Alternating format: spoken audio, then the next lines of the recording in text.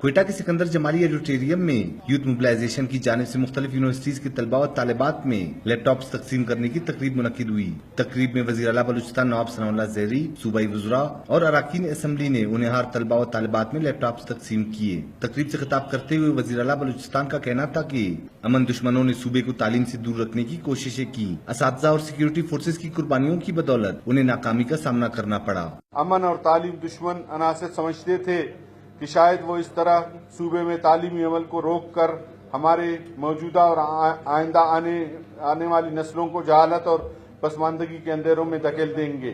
تقریب سے خطاب کرتے ہوئے وزیر اعلیٰ بلوچستان نواب ثناء اللہ زہری نے جے آئی ٹی رپورٹ کو جانبدار قرار دیا۔ ان کا کہنا تھا کہ وزیر اعظم میاں محمد نواز شریف نے ہمیشہ اداروں کا احترام کیا ہے، لیکن کچھ لوگ ملک میں جمہوریت کو نقصان پہنچانے کی سازش کر رہے ہیں۔ میاں نواز شریف کو کوئی نہیں روک سکتا پاکستان کے عوام کی خدمت کرنے سے۔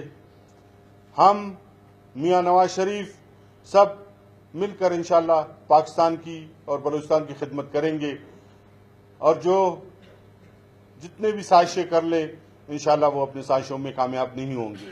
وزیر اعلیٰ نواب ثناء اللہ زہری نے سیاسی مخالفین کو شدید تنقید کا نشانہ بنایا۔ ان کا کہنا تھا کہ فرد واحد کو احتساب کرنے کا حق نہیں دیا۔ مسلم لیگ نون کا احتساب 2018 کے انتخابات میں عوام کرے گی۔ کیمرامین محمد نواز کے ساتھ عبداللہ زہری، جاگ، کوئٹہ۔